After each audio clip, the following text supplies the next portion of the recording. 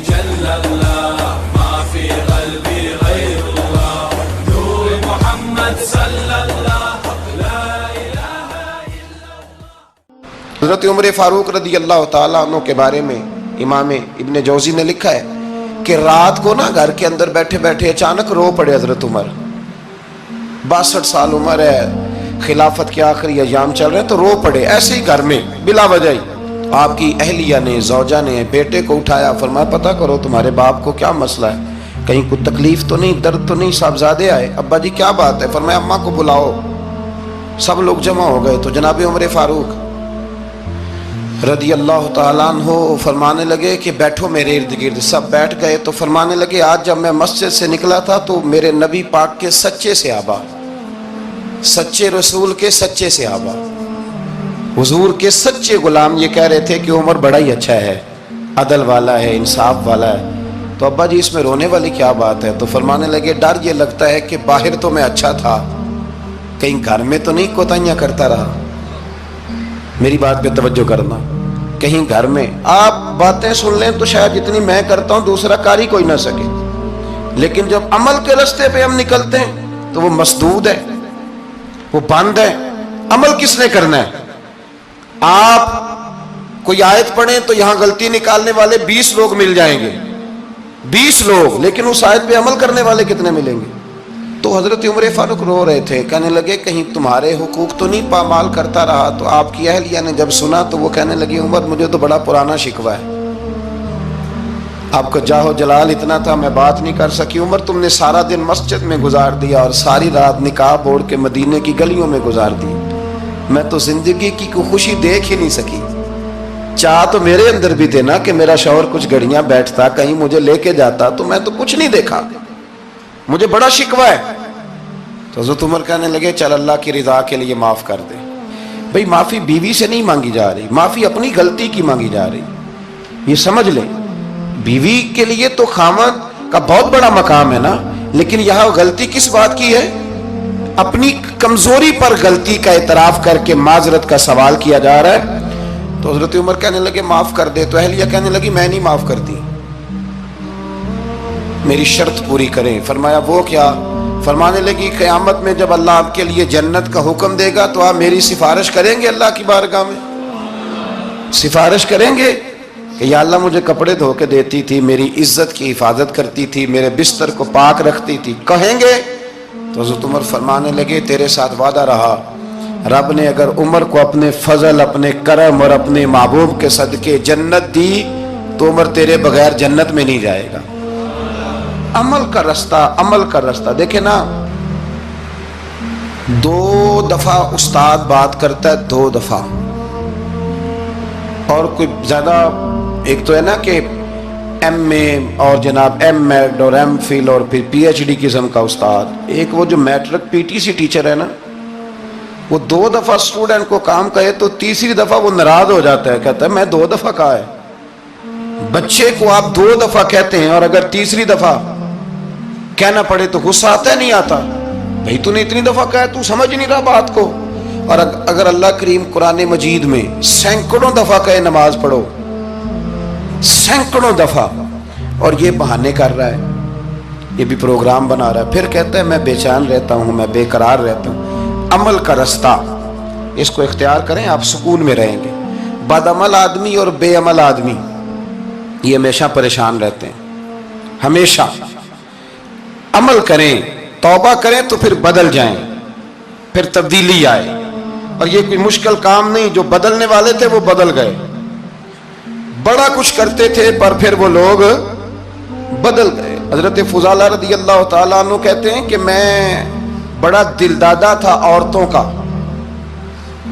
اور میرا ماحول یہ تھا کہ میں قتل بھی کر لیتا تھا، معاذ اللہ چوری بھی کر لیتا تھا، اور رات میری طبیعت تھی معاذ اللہ نئی سے نئی عورت کے پاس جانا۔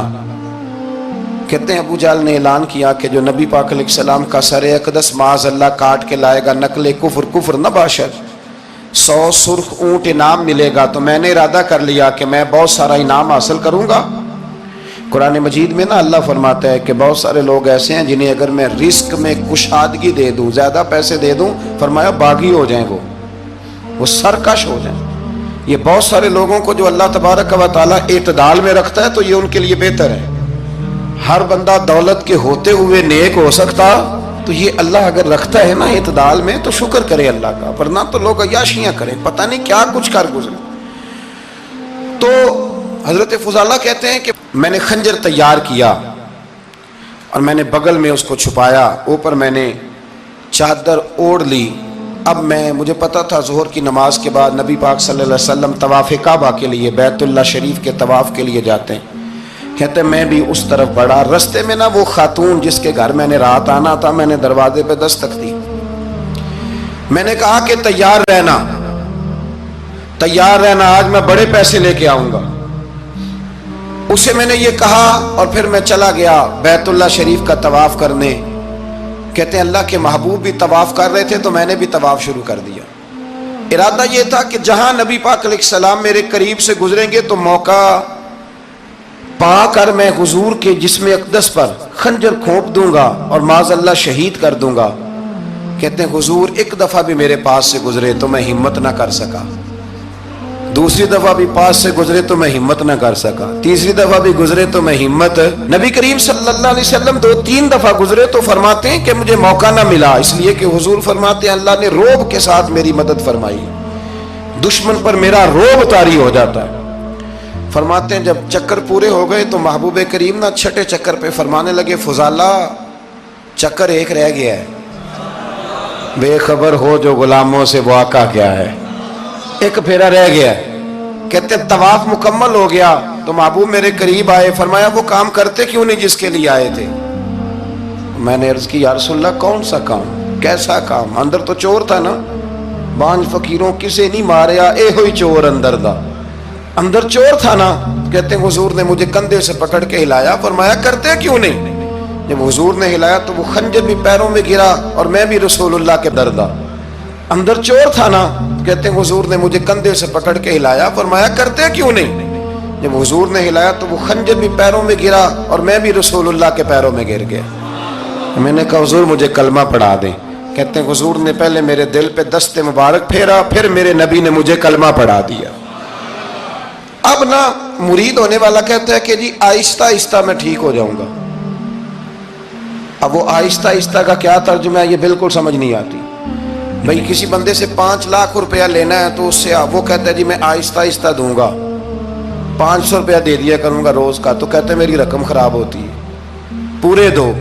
اور نیکی کی بات جب آتی ہے تو کہتے ہیں حضرت صاحب دین اتنا سخت نہیں ہے، میں آہستہ آہستہ ٹھیک ہو جاؤں گا. اب میں مغرب عشاء پڑھنی شروع کر دی ہے میں نے، اب میں تسبیح لے لی ہے، کل میں نے بھی آہستہ آہستہ میں ٹھیک ہو جاؤں. یعنی رقم لینی ہو تو وہ آہستہ آہستہ قبول نہیں ہے. لیکن اور مکان کی رجسٹری اگر کرانی ہو تو مالک مکان کہے گے آہستہ آہستہ کرا لو. کہتے ہیں پیسے پورے دیے، سویرے چل اور بیان دے. یہ کیا بات ہوئی؟ یہاں یہ جو ہمارا ماحول تھا نا کر لیں گے ہو جائے گا، یقین کریں لوگ قبروں میں چلے گئے ہیں پر مسجدوں میں نہیں آئے. ہر کام سے لوگ ریٹائر ہوئے پر گناہوں سے ریٹائر نہیں ہوئے. آخر تک تباہی اتر گئی لیکن لوگ بدلنے کو تیار نہ ہوئے. حضرت فضالہ کہتے ہیں ابھی میں نے کلمہ پڑھا، ابھی میں واپس آیا، رستے میں وہ بی بی کھڑی تھی. کہتے ہیں میں وہ شخص تھا کہ عورتیں مرتی تھی میرے اوپر اور کسی کی جرت تھی کہ وہ آئیں بائیں شائیں کرے، لیکن فرماتے ہیں میں بی بی کے پاس سے گزر گیا. پہلے تو اس کا خیال تھا رکے گا، لیکن جب میں رکا نہ تو دروازے پہ آئی، اور جب میں گزر گیا تو اس نے آواز دی، لیکن میں نے سنی انسنی کر دی. جب آگے بڑھا تو میرے پیچھے دوڑی. فرماتے مجھے پکڑ کے کہنے لگی فضالہ تجھے کیا ہوا، تو وہی نہیں جو یہاں سے گیا تھا؟ آپ فرماتے میں کبھی نہیں رویا تھا، میں کبھی نہیں رویا تھا. اور جب کہا نا تو وہی نہیں، کہتے میں نے سر اٹھایا تو میری آنکھوں میں آنسو تھے. میں نے کہا میں جو گیا تھا وہ نہیں ہوں، اب تو میں محمد عربی کا غلام بن گیا، اب میں وہ نہیں ہوں. اب نہیں ہو سکتا کہ کوئی میری نظر میلی ہو جائے، یہ کیسے ممکن ہے؟ اب نا اسلام کی تعریف ہم نے یہ کی ہے کہ خبردار کوئی ہمارے قریب نہ آئے. ہم کسی کو بات نہیں کرنے دیتے کہ ہم مسلمان ہیں، ہم بات نہیں کرنے دیتے. پتہ کیا بات ہے؟ ایک میری یہ تقریر ہوتی ہے ممبر پہ، اور ایک میرا عمل ہوتا ہے جب میں سفر کرتا ہوں, جب میں گاڑی میں بیٹھتا ہوں, جب میں دوستوں سے ملتا ہوں. جب ان دونوں باتوں میں تضاد آتا ہے نا, تضاد, تو لوگ تقریر کو جذبات نہیں کہتے, ایک فن بن جاتی ہے تقریر.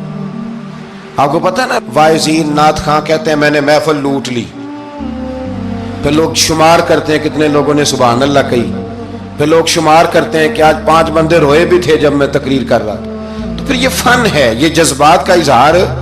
سمجھ لیں بات کو کہ عمل جب آپ نہیں نہ کرتے عمل, تو آپ خود بڑے بے چین رہتے ہیں کہ یار یہ میں کیا کر رہا ہوں, یہ کون سا گورکھ دھندا ہے کہ میرا عمل صفر ہوتا جا رہا ہے.